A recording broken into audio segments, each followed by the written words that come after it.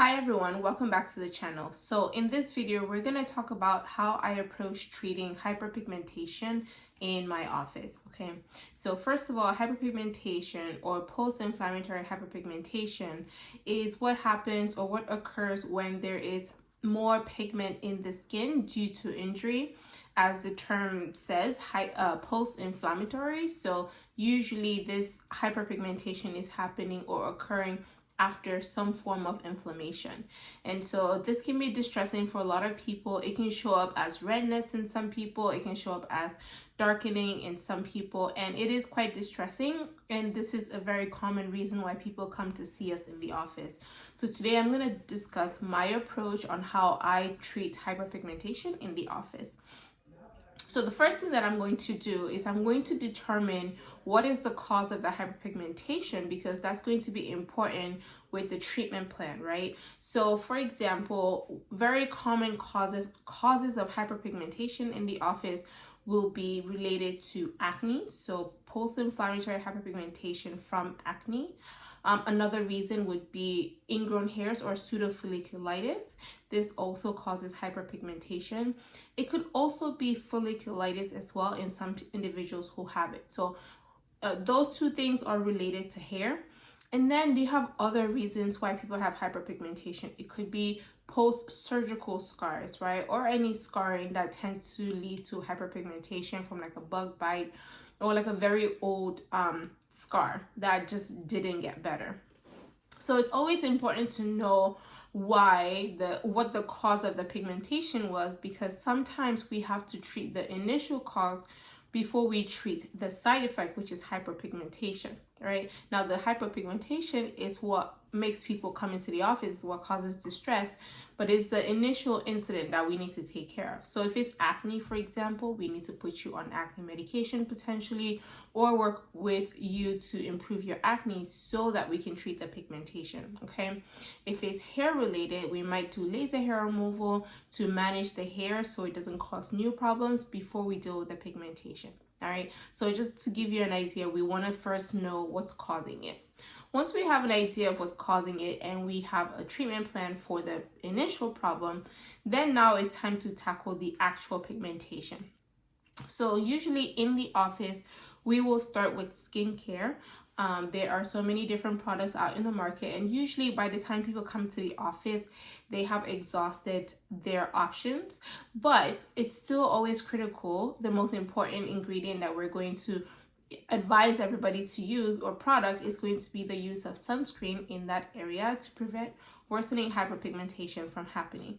So for your skincare routine, we want you to be on something like sunscreen, for example. And then the other thing that we might encourage you to use is going to be products that help exfoliate the skin. So these are products like retinoids, different gel might be one of them, or tretinoin. This is going to help exfoliate the skin, increase cell turnover, and in doing so, it's going to improve hyperpigmentation. Again, this is usually going to be best for mild hyperpigmentation, and it works really well if acne is a primary problem or primary reason why you have hyperpigmentation. All right, so we have sunscreen, we have retinoids, and then the last option that's usually on the market will be ingredients that help with pigment production and reduction of pigment production. So these are going to be like tyrosinase inhibitors. So for example, if someone is acne prone and they have hyperpigmentation, I might advise them to use something like azelaic acid. Another option would be like alpha-albumin products, or that ingredient in a product. You have kojic acid, you have vitamin C. Let me see, am I missing any? Licorice fruit, so they're tranexamic acid, niacinamide. These are all ingredients that target pigment and can be helpful as a first-line defense to preventing or treating hyperpigmentation. Once you've exhausted the over-the-counter options, then you come into the office and we're talking about potentially putting you on creams like hydroquinone, okay? So hydroquinone is also a tyrosinase inhibitor that we can prescribe in the office to be used in a short time frame, because you cannot use it for a long period of time.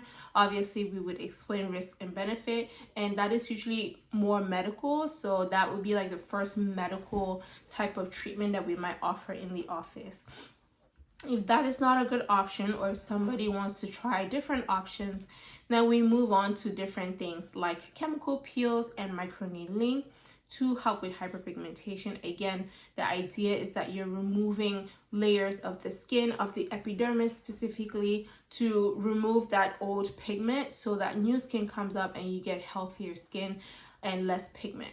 So those are two options that are more on the mild side. Chemical peels tend to work well, but not everybody is a good candidate.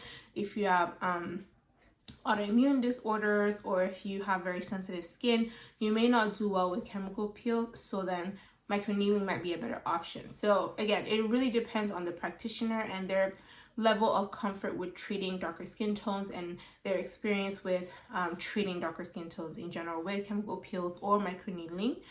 They all have their ups and downs. Microneedling can actually cause rebound hyperpigmentation, so you really need to get a good history to see if they're a good candidate and potentially put the patient on hydroquinone before doing microneedling to prevent that rebound hyperpigmentation from happening. Okay, and then you have bigger options, or big guns, I will say, that will help with hyperpigmentation. So in my office, we offer tixel, which is a form of, it's kind of similar to Fraxel, where it burns off layers of your skin in hopes of removing the dead layer and improving pigmentation. So that's one option.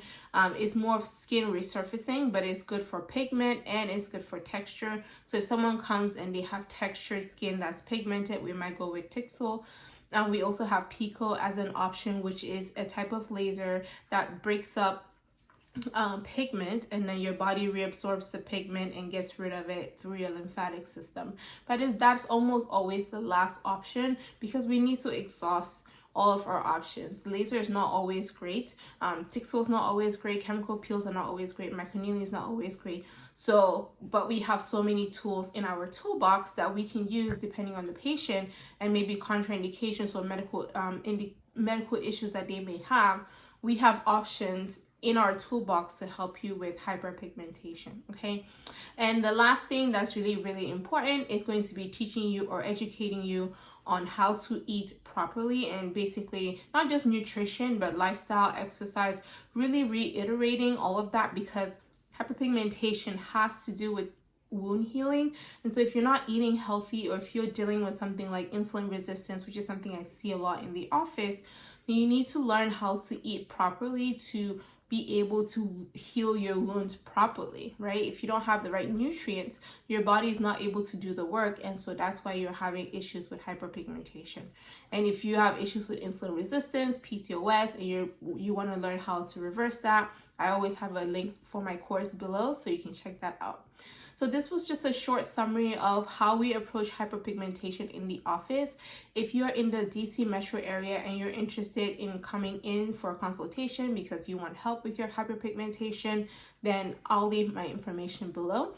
Let me know if you have any other questions about hyperpigmentation or anything related to aesthetics and weight loss, because that is my specialty. And yeah, I will see you in the next video. Bye.